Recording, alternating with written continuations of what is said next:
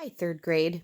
I pulled out our science book and I know that it's not ideal. There are so many great topics though in this book and I haven't been giving you daily readings in your science book because I don't want to overwhelm you at home, but it is a great resource for reading on your own, on your reading log, writing those minutes down. Your social studies book is too, but I do want to go into the science book today and find a lesson that matches up a little bit with our the power of magnets selection that goes with our reading this week. So in your science book, if you go way toward the back to Unit E, there's a cardboard separator called Unit E, Forces and Motion, and it's the physical science section of our book.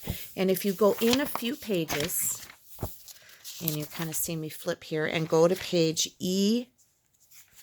Oh, I'm skipping the first lesson, and it's lesson 2, forces, on page E12. You can follow along with me on this video, or you may get your own book out and follow along with me that way. But I'm going to read most of this lesson with you. I might stop and make a comment or two. You know how I go. I'll try to keep it moving though. But there are some important words, I think, vocabulary words here, and the word force, the word gravity, and the word weight. And so this isn't a magnet lesson, but magnets do enter in here. And so it ties in. And I'm going to share it with you today. Get ready. Every day, people use pushes and pulls to move things. In certain parts of the world, farmers use strong animals to pull heavy farm tools. You use a pull when you open a book. What are some other activities that use pushes and pulls? So if you stop and think for a minute about times when you push and pull things. Off the top of my head, I'm thinking of pulling open doors or pushing open doors, right? Or pushing them shut or pulling them shut. Um, Pushing a shopping cart at the store. If you're going to Walmart or the grocery store and you grab that cart, you're pushing it. You might even pull it back toward you, or pushing a stroller. There are so many times when we're pushing and pulling. If you push a lawnmower, if you have a push mower to mow your lawn with, you would be pushing and then pulling back and forth. And so pushes and pulls are everywhere in our lives. And that is a force that we use to move things, right? And to get things done. So what this is the lesson we're going to do. I am not doing the explore activity. I don't have a spring scale here at my house. You're welcome to read through that if you'd like on your own. So now I am on page E14. All right, what are pushes and pulls? You push and pull on things every day to make them move. You push to open a door. You pull to put on your backpack. All pushes and pulls are forces. Forces always work in pairs. When you push on something such as a door, you can feel it pushing back, especially big, heavy doors, right? Often, a force can change an object's motion.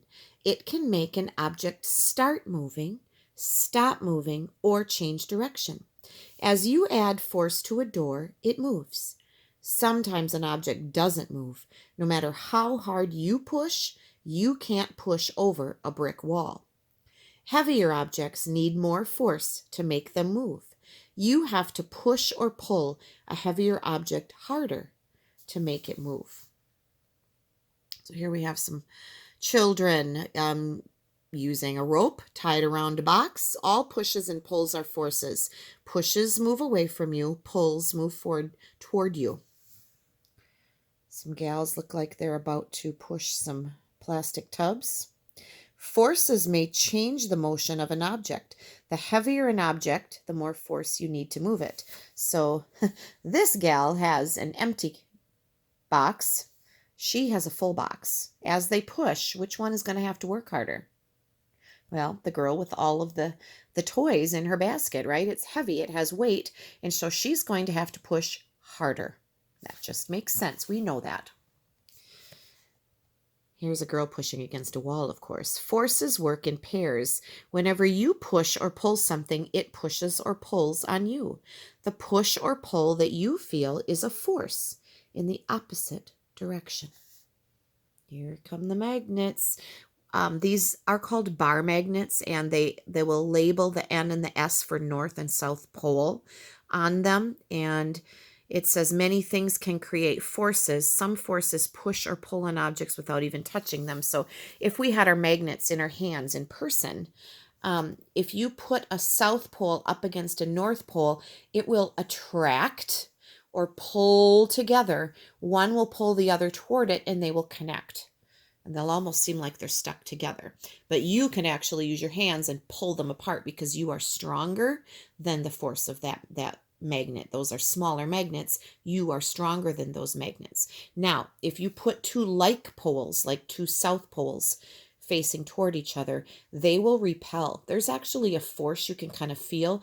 If you took your hands and you were holding a bar magnet in either hand and tried to push south towards south, you're going to feel them push away. They will not touch each other. That force is strong, and one will actually, it's like they'll kind of miss each other because those are not attracting each other. They are repelling, like get away from me kind of thing. All right. So that is how magnets kind of fall into here. What force is always pulling on you? One force is everywhere on Earth. It is even pulling on you right now. The force is gravity. Gravity is a pulling force between two objects, such as you and Earth. This force keeps objects pulled toward Earth. Even when things go up, gravity pulls them down. Things fall to Earth because they are pulled by Earth's gravity. Now, this is an astronaut out in space. Performing tasks in space is quite an experience for this astronaut because you're weightless in space. You're away from that force of gravity. You're away from the Earth, and therefore that astronaut has to be connected by whatever kinds of cords, ropes, or something that's going to hold them. So if they didn't have a connection to their spacecraft, they would just go floating away, and that wouldn't be a good situation. So they have to be connected. Otherwise, they are goners and they're floating free. All right, when you jump up, why do you come down? Have you ever thought about it? You jump up into the air, you use that force to kind of push yourself up, and you go up for a ways and then you come back down.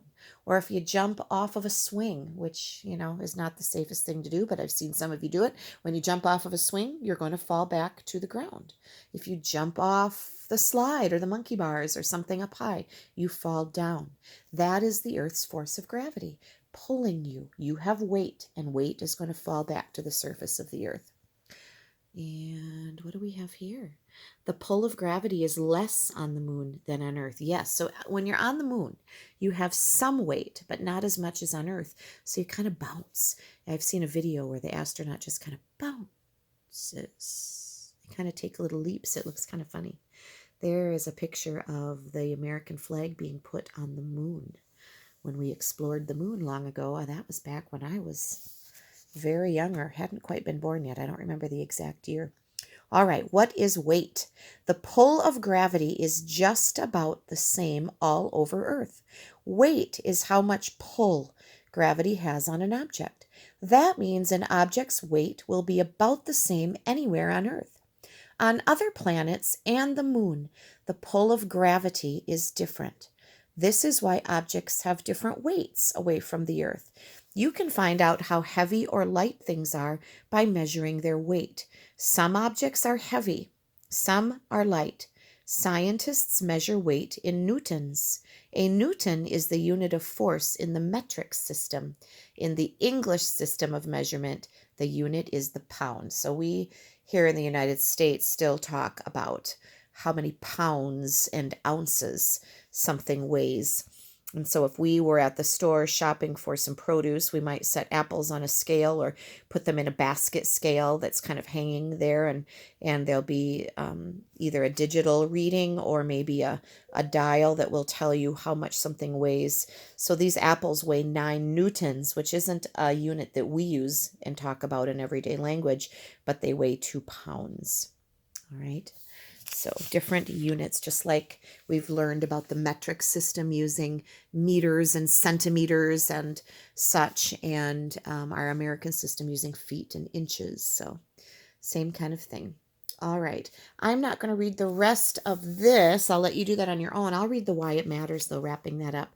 Forces are all around you. Whether you throw a ball, pull a wagon, or push open a door, you are using forces to move things. You use another kind of force when you use a magnet. The force of gravity holds things down on Earth. Gravity is pulling on you and everything else on Earth all the time. Did you know that the Earth is a magnet? The core of the Earth is iron, actually, and that might be a topic you might want to know more about and explore. The Earth is magnetic. It's a magnet, the biggest magnet I know. All right, I hope you enjoyed this topic. And as always, you can do more reading, Google things, YouTube things, and find out more if you find a topic that interests you.